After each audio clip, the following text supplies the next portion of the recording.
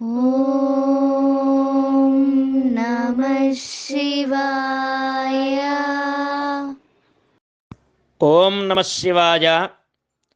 నకార్తిక సమో మాసో నకృతేన సమం యుగం నవేద సదృశం శాస్త్రం నతీర్థం గంగయా సమం. కార్తీక మాసానికి సమానమైనటువంటి మాసమేదీ లేదు. సత్యయుగంతో సమానమైన యుగమేదీ లేదు. వేదములతో సమానమైన శాస్త్రమేదీ లేదు.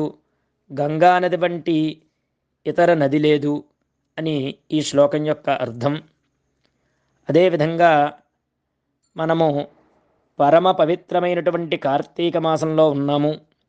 ఆ కార్తీక మాసము యొక్క వైశిష్ట్యాన్ని తెలిపే కార్తీక పురాణము తెలుసుకునే ప్రయత్నాన్ని చేద్దాం. ఓం నమః శివాయ. కార్తీక పురాణము 4వ అధ్యాయము.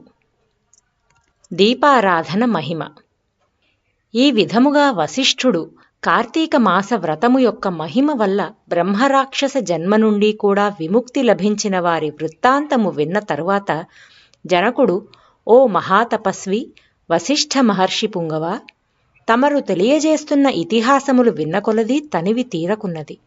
కార్తీక మాసంలో ముఖ్యముగా ఏమేమి చేయవలెనో, ఎవరినుద్దేశించి పూజ చేయవలెనో వివరించండి అని కోరగా వశిష్ఠుల వారు ఇలా చెప్పసాగారు. ఓ జనక మహారాజా, కార్తీక మాసమునందు అన్ని సత్కార్యములు చేయవచ్చును. అందు దీపారాధనము అతి ముఖ్యము. దీని వలన ఎక్కువ ఫలమును పొందవచ్చును. శివకేశవుల ప్రీత్యర్థము శివాలయమునందు కాని విష్ణాలయమునందు కాని దీపారాధనము చేయవచ్చును. సూర్యాస్తమయ సమయమునందు అనగా సంధ్యాకాలమునందు సూర్యుడు అస్తమించి చీకటి పడుతున్న సమయమున శివకేశవుల సన్నిధిలో కాని ఆలయ ప్రాకారమునందు కాని దీపం పెట్టినవారు సర్వ పాపములను పోగొట్టుకొని వైకుంఠలోక ప్రాప్తి పొందగలరు. కార్తీక మాసమందు హరిహరాదుల సన్నిధిలో ఆవునేతితో కాని కొబ్బరి నూనెతో కాని విప్ప నూనెతో కాని ఏదీ దొరకనప్పుడు ఆముదముతో కాని దీపమును వెలిగించి ఉంచవలెను. దీపారాధన ఏ నూనెతో చేసినను మిగులు పుణ్యాత్ములుగా అగుటయే కాక అష్టైశ్వర్యములు కలిగి శివసన్నిధి చేరగలరు. ఇందులకు ఒక కథ కలదు, శ్రద్ధగా వినుము. శత్రుజిత్ కథ. పూర్వము పాంచాల దేశమును పాలించుచున్న రాజుకు సంతతి లేక అనేక యజ్ఞయాగాదులు చేసి తుదకు విసుగు చెంది గోదావరి తీరమున నిష్ఠతో తపమాచరించుచుండగా అక్కడకు పిప్పలాదుడను ఒక మహర్షి వచ్చి, ఓ పాంచాల రాజా, నీవు ఎందుకు ఇంతటి ఘోర తపమాచరించుచున్నావు? నీ కోరిక ఏమిటి అని ప్రశ్నించగా, ఓ ఋషిపుంగవ, నాకు అష్టైశ్వర్యములు, రాజ్యము, సకల సంపదలు ఉన్నవి. అయినా వంశము నిలుచుటకు పుత్ర సంతానము లేక కృంగి కృషించి ఈ గోదావరీ తీర్థమున తపమాచరించుచున్నాను అని చెప్పెను. అంత మునిపుంగవుడు, ఓ మహారాజా, కార్తీక మాసాన శివసన్నిధిన శివుని ప్రీతి కొరకు దీపారాధన చేసిన ఎడల నీ కోరిక నెరవేరగలదు అని చెప్పి వెళ్ళిపోయెను. వెంటనే పాంచాలరాజు తమ దేశమునకు వెళ్ళి పుత్రప్రాప్తికై అతి భక్తితో కార్తీక మాసము 1 రోజులు శివాలయమున కార్తీక దీపారాధన చేసి దానధర్మాలతో నియమానుసారముగా వ్రతము పూర్తి చేసి ప్రసాదములను ప్రజలకు పంచిపెట్టుచూ విడవకుండా 1 దినములు అటులనే కార్తీక వ్రతము పూర్తి చేసెను. ఈ కార్తీక వ్రత ఫలము వలన రాజు భార్య గర్భవతి అయి 9 మాసములు నిండిన తరువాత ఓ శుభముహూర్తమున ఒక కుమారుని కనెను.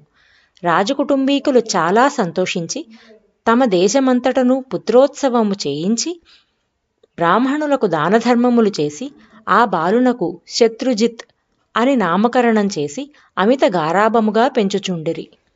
కార్తీక మాస దీపారాధన వలన పుత్ర సంతానము కలిగినందువలన తమ దేశమంతటను ప్రతి సంవత్సరం కార్తీక మాస వ్రతము మరియు దీపారాధనలు చేయమని రాజు శాసించెను.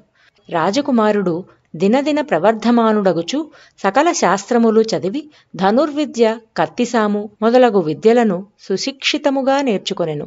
కాని యవ్వనము రాగానే దుష్టుల సహవాసము చేత తల్లిదండ్రుల గారాభము చేతను అతను తన కంటికి నచ్చిన స్త్రీలను బలాత్కరిస్తూ ఎదిరించిన వారిని దండిస్తూ తన కామవాంఛ తీర్చుకునేవాడు.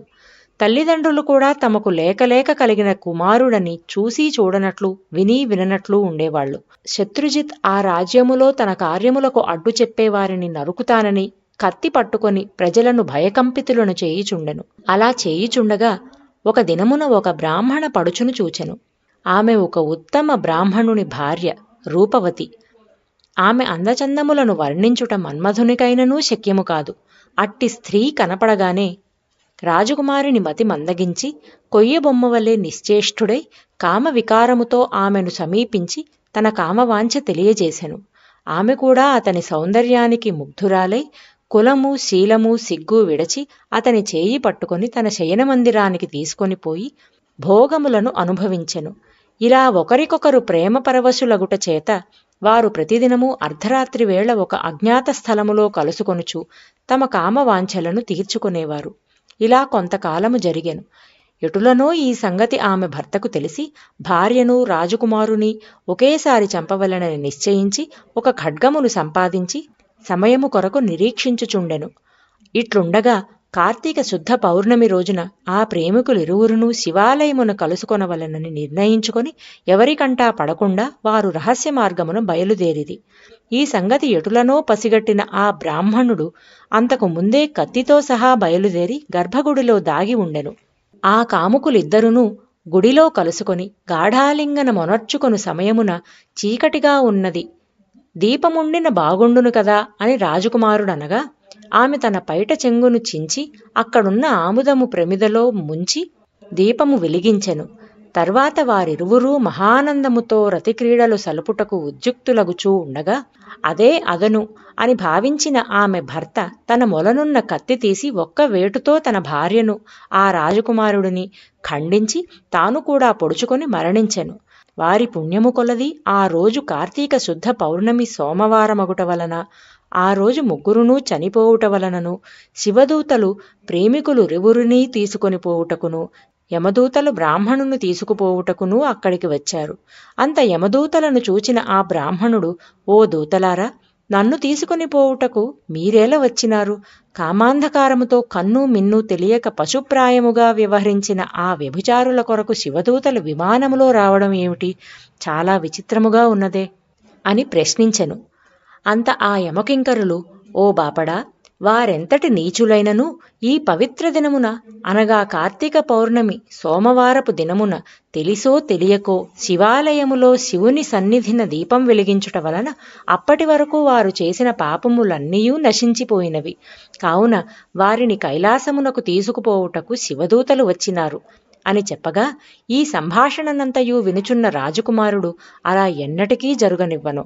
తప్పొప్పులు ఎలాగున్నప్పటికీ మేము ముగ్గురము ఒకే సమయములో ఒకే స్థలములో మరణించాము. కావున ఆ ఫలము మా అందరికీ సమానముగా వర్తించవలసిందే అని తాము చేసిన దీపారాధన ఫలములో కొంత ఆ బ్రాహ్మణునికి దానము చేసెను. వెంటనే అతనిని కూడా పుష్పక విమానమెక్కించి శివసాన్నిధ్యమునకు చేర్చిరి. విన్నావా రాజా, శివాలయములో దీపారాధన చేయుట వలన ఆ ప్రేమికులు చేసిన పాపము పోవుటయే కాక కైలాస ప్రాప్తి కూడా కలిగెను. కావున కార్తీక మాసములో నక్షత్ర దీపముంచిన వారు జన్మరాహిత్యమును పొందుతారు. స్కాంద పురాణాంతర్గత వశిష్ఠ ప్రోక్త కార్తీక మాహాత్మ్యం 4వ అధ్యాయము. సర్వే జనా సుఖినో భవంతు. ఓం నమః శివాయ.